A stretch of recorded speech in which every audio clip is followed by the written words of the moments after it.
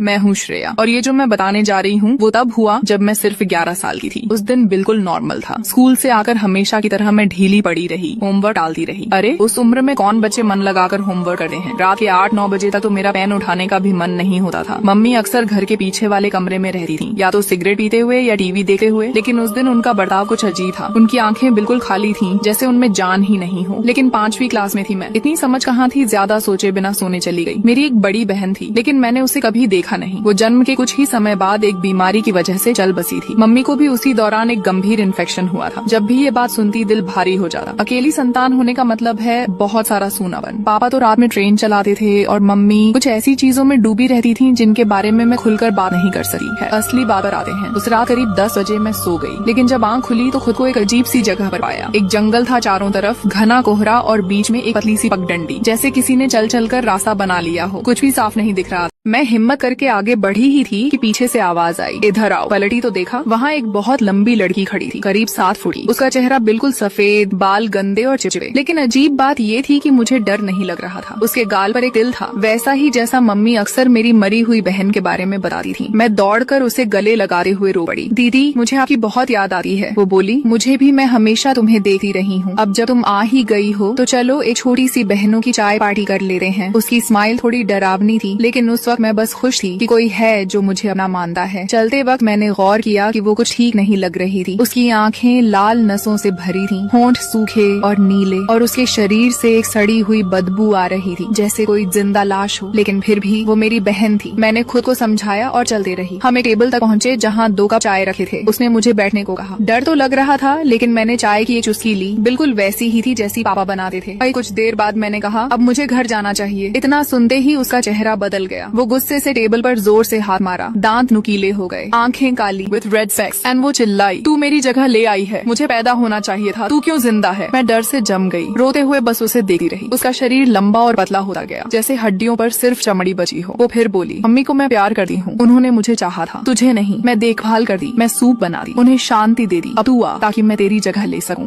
तभी मुझे याद आया, आज गुरुवार है और मैं हर शुक्रवार मम्मी को सूप बना कर देती हूँ। उसका हाथ मेरी ओर बढ़ा और मैं भागने लगी। मुझे अस्थमा है, थोड़ी दौड़ में ही दम फूल जाता है, बट उस वक्त बस एक ही सोच थी, मुझे बचना है। पीछे से उसकी आवाज आई, मैं उसे मार दूंगी, तुझे पकड़ लूंगी। मैं भागती रही, थक चुकी थी पर हिम्मत नहीं हारी। जब मुड़कर देखा तो वो जमीन पर चारों हाथ पैरों से रेंगती आ रही थी, हड्डियां उभरी हुई, काली आंखों में लाल डॉट्स, नुकीले दांत और लटकती जीभ। फिर अचानक एक रस्सी से टकराई, गिर पड़ी, पैर फंस गए। वो पास आ रही थी, फुसफुसाते हुए बोली, अब तू नहीं बच सकती, और उसने छलांग मारी। मैं चीखते हुए उठ गई। घड़ी देखी तो सुबह के 5:15 थे। स्कूल से लौटकर हमेशा की तरह मम्मी के लिए सूप बनाया। तभी फोन बजा, पापा का कॉल था।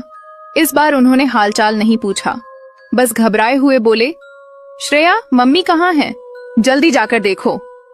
मैं भागकर पीछे वाले कमरे में गई और बोली, पापा, मम्मी तो जमीन पर सो रही हैं। पापा की आवाज डर से कांप रही थी।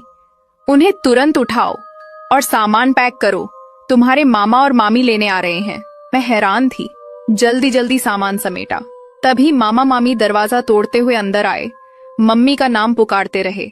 उन्हें उठाने की कोशिश की, लेकिन वो नहीं जागी। फिर एम्बुलेंस बुलाई गई। जब डॉक्टर मम्मी को स्ट्रेचर पर लिटा रहे थे, वो अचानक उठ बैठी और चिल्लाईं, मैं नहीं जाऊंगी। सब डर गए। डॉक्टर ने हार मान ली। मम्मी को घर में ही रहने दिया गया और मुझे मामा के घर ले जाया गया। रात को पापा मुझे घर वापस ले आए। मम्मी सो रही थी, उन्हें उठाया नहीं। हम चुपचाप सो गए। अगली सुबह मम्मी बिल्कुल नॉर्मल थी, जैसे कुछ हुआ ही नहीं। मैं बहुत खुश थी कि मम्मी ठीक हैं, लेकिन अब भी कभी कभी उस डरावने सपने की याद आती है। अगर इस कहानी का पार्ट 4 चाहिए तो कमेंट करें।